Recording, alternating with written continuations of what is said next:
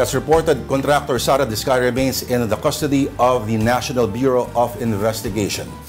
And for the latest, we have a News 5 correspondent all the way from Davao. Ngayon ay nasa Pasay, Bril Montalvo. Bril, kailan inaasahang lalabas ang arrest warrant against Sara Diskaya at may mga quote-unquote sumuko na raw na DPWH officials dyan sa NBI mismo? Lord, alam nyo, 8 usal nga ng DPWH Davao Occidental ang voluntaryong sumuko sa tanggapan ng NBI 11 dito sa Davao City noong linggo ng umaga, December 7. Sinampan sila ng Office of the Ombudsman ng mga kasong graft at malversation charges. Kaugnay nga ito, Lord, ng maanumalyang flood control project sa Kulaman Bridge sa Jose Abad Santos, Davao Occidental na pinondohan ng higit 96.5 million pesos. Ito ay sila Rodrigo Larete, District Engineer, Michael Awa, Assistant District Engineer, Joel Lumugdang, OIC Chief ng Construction Section, Harold John Villavera ng Chief Project Engineer, Jafael Paunian, Chief Quality Assurance Section, Josephine Valdez, ang Chief ng Planning and Design Section, Ranulfo Flores, ang Chief ng Maintenance Section, at Cesar Ryan Ubungen, ang Chief ng Finance Section. Ang kontraktor ng nasabing proyekto ay ang St. Timothy Construction Company na pagmamayari ng pamilya Diskaya. Noong Martes nga ng umaga, nauna nang sumuko sa tanggapan ng NBI Head Office si Sara Diskaya. Lord, nilinaw naman ng NBI na hindi pa umano lumalabas ang kanilang mga warrants of arrest. Sa ngayon, Lord, temporaryo munang nakakustudiya sa NBI Davao Office ang mga sumuko na 8 opisyal ng DPWH Davao Occidental. Lord. Diyan ba sa NBI 11 ay yung kanilang, may mga quarters ba sila dyan or parang may mga detention center areas sila para sa mga ganitong mga sitwasyon?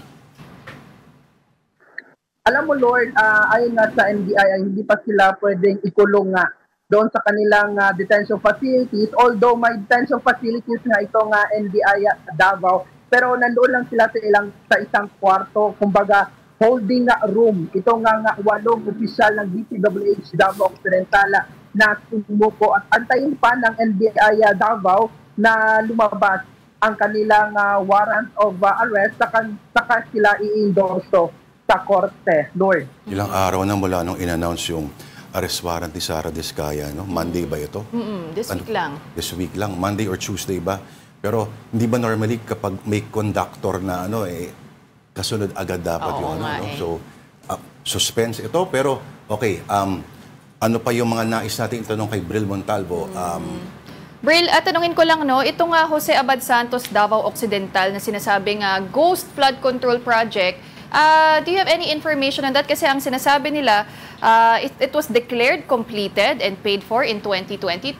At actually yung spokesperson o yung abogado ni Sara Diskaya, sinasabi din na hindi naman daw ghost project yan. In fact, it was even completed. Would you know any information about this particular project?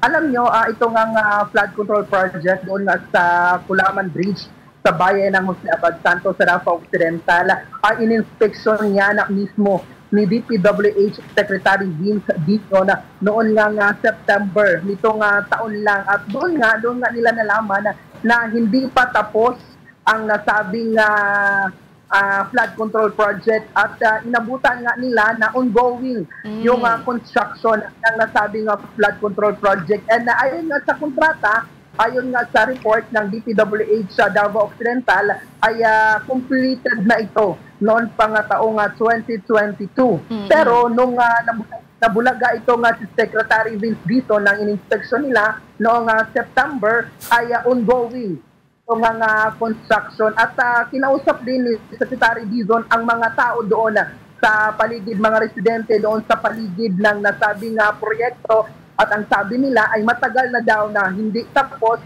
at noong September lang inumpisahan ulit na ikumpuni or tapusin nga or gagawin nga itong flood control project dahil lumabas na nga itong issue, mga kontrobersiya sa flood control project. Ito yata, Bril, yung kasama niya si Mayor Benji Magalong din. Ano?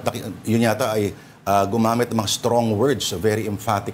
Medyo nagmura ata si Secretary Vince doon nung nakita niya yun. At yun nga, parang sinimula na lang daw nung nasisilip na. Trinay habulin. Oo. Pero Bril, pero Bril, itong mga DPWH officials dyan sa Davao, ano daw yung reason nila kung bakit sila nag-surrender kahit wala pa namang arrest warrant? Were they able to express why they surrendered to the NBI? Alam nyo, hindi na nagbigay ng iba pang detalye. Ito nga si NBI Davao Director Attorney Arcelito Albao, at sinubukan nga natin na maghingi ng approval kay Attorney Albao para makakausapin o interviewin man lang itong 8 DPWH Davao Occidental officials, pero hindi na tayo pinayagan. Antay na lang daw na lumabas yung warrant, at kung gusto nilang magpa-interview sa media, ay pwede naman silang interviewin, pero for the meantime ay hindi pa daw muna ngayon pwede. Kasi mapapaisip ka, is this a sign of good faith, goodwill, Wala na mag-surrender na lang, di ba? Para Or hindi maganda yung aircon sa PNP, kaya gusto sa NBI. Bakit 24/7 ba yung aircon detention facility nila? Oo nga, no? Di ba kailangan i-on pa yung aircon para sa kanila? Oo nga, nakakahiya naman. Dapat i-charge to mga... Oo. Okay, so Bril, ano pang ibang mga balita dyan? Saan ang mga, kumbaga, yung mga naiwan, mga bantay sa tindahan sa Davao so far? Alam ko si Congressman Pulong, nakaset na bumiyahe sa iba-ibang mga bansa. Pero si Mayor, si Mayor Basti ba?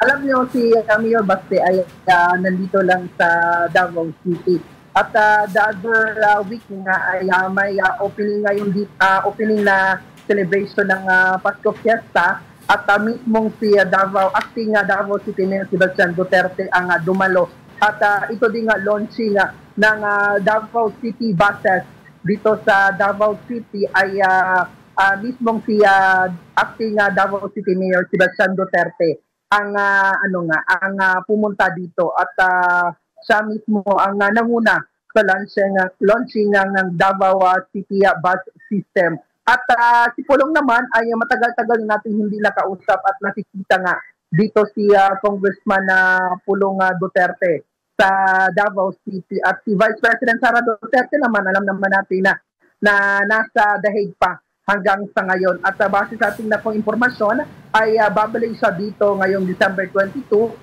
kasi nga papangunahan ni Vice President Sara Duterte ang kanilang taunang pagbibigay ng pamasko sa mga Davaoenyo, at hindi lang mga Davaoenyo, yung mga gustong pumunta doon sa ancestral house ng pamilya Duterte sa Taal. Last year, nasa 45 to 50,000 yung nabigyan ng pahalipar, itong gift packs with cash na mga Davaoenyo. At ngayon, nauna nang sinabi ni VP Sara na present siya sa nasabing okasyon. Ngayon nga December 25.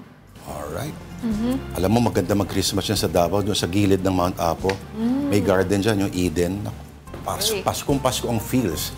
At yung mga poinsettia, hindi papel, totoong poinsettia na tumutubo talaga sa garden. Doon ko lang nalaman na, hindi, may totoong poinsettia pa lang bulaklak.